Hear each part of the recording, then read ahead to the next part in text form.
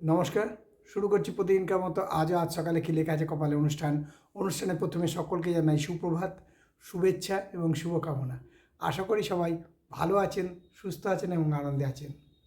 প্রতিদিনকার মতো আজও দেব দিনের পরিচিতি, সূর্য উদয়, সূর্য অস্ত, গঙ্গায় জোয়ার ভাটা, তিথি, শুভকর্ম, দিনের স্মৃতিচারণ এবং সাথে থাকবে মূল্যবান 12টি রাশির সংক্ষিপ্ত এবং সামগ্রিক রাশিফল।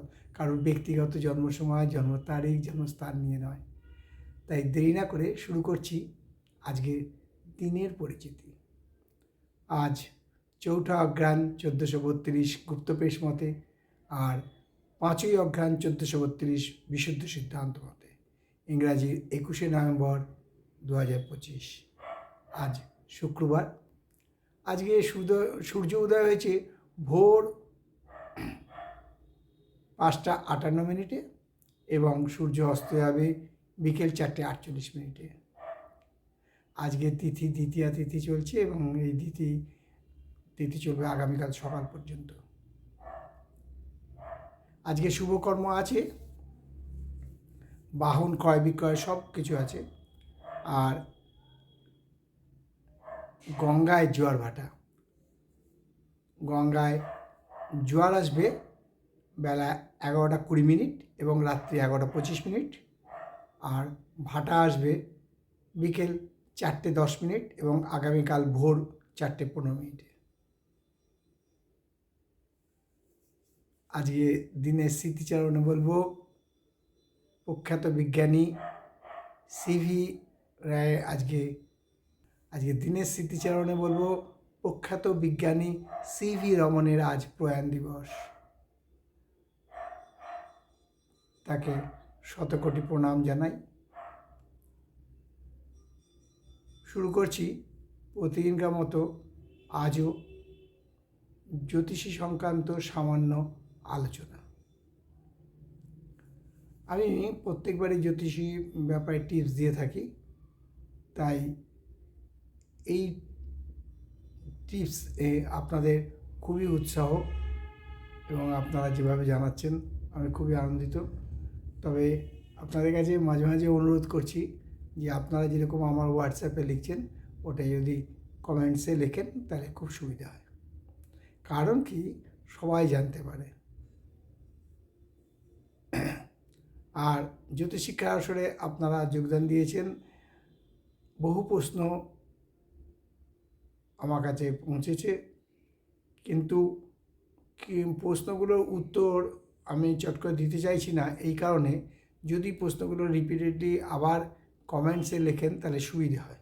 কারণ আমি একটাই কথা বলবো যে অনেকের আপনার সাথে প্রশ্ন মিল হতে পারে, তাহলে সেই প্রশ্নটা যদি আপনি ওখানে করেন তাহলে দেখে নিয়ে একসাথে উত্তরটা হয়। যাই হোক,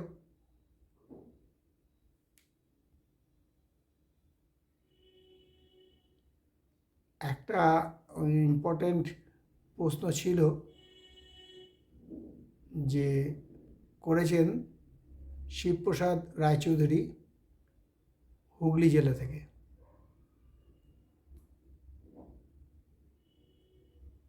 যে কিভাবে বুঝবো জাতকের ছক দেখে যে সরকারি চাকরি হবে কি হবে না।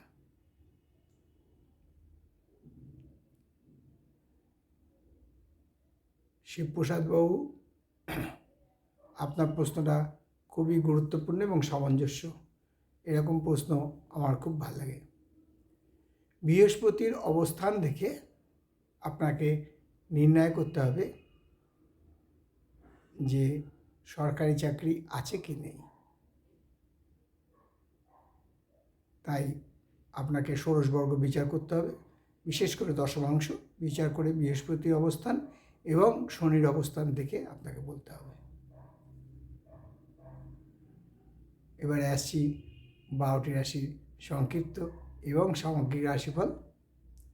তবে শিবপ্রসাদবাবু, আপনার উদ্দেশ্যে বলছি, আপনার বিষয়টা নিয়ে জ্যোতিষিক্ষা আসরে আমরা বিশদ আলোচনা করব।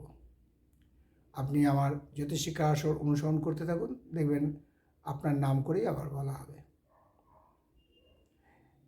এবারে আসি 12টি রাশির সংক্ষিপ্ত এবং সামগ্রিক রাশিফল। কারোর ব্যক্তিগত জন্ম সময়, জন্ম তারিখ জন্মস্থান নিয়ে নয়। মেষ মেষ রাশির জাতকদের আজকে ঘরের রেনোভেশন করার জন্যে, অর্থাৎ ঘরকে পুনর্বিন্যাস বা সংস্কার বলুন করার জন্য ব্যয় হবে। তবে এই ব্যয় গঠনমূলক ব্যয়, তাই এই ব্যয়টা তত কাজে লাগবে না, কারণ এটা নিজের গৃহের ব্যয়, নিজের বাসস্থানের ব্যয়।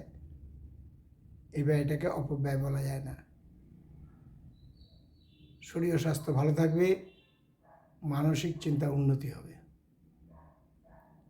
আর বৃষরাশি জাতকদের বলবো খুব সাবধান, যারা সাঁতার জানেন না তারা আজকে জলে নামবেন না, কারণ আজকে বৃষরাশির জাতকদের জলে বিপদ হতে পারে। শরীর স্বাস্থ্য মোটামুটি। মিথুন রাশির জাতকদের বলবো যারা উচ্চশিক্ষার জন্য যোগাযোগ করছেন তাদের আজ কিন্তু খুব সাবধান, কারণ শিক্ষায় বিঘ্ন ঘটতে পারে। মানসিক চিন্তা বৃদ্ধি পেতে পারে। শরীর স্বাস্থ্য মধ্যম। কর্কট রাশি জাতকদের বলবো যে আজকে মাথায় আঘাত লেগে রক্তপাত হওয়ার সম্ভাবনা প্রচণ্ডভাবে বিদ্যমান, তাই বলবো একটু সাবধানে আগে পিছিয়ে দেখে চলাচল করুন। আয় শুভ। সিংহ রাশির জাতকদের বলবো আজকে যাদের অ্যাসমা আছে বা ব্রঙ্কাইটিস ভুগছেন তাদের কিন্তু আজকে শ্বাসকষ্ট, ব্রেথিং ট্রাবলস হবে। তবে বিকেলের দিক থেকে শরীর অনেকটা ভালো হবে।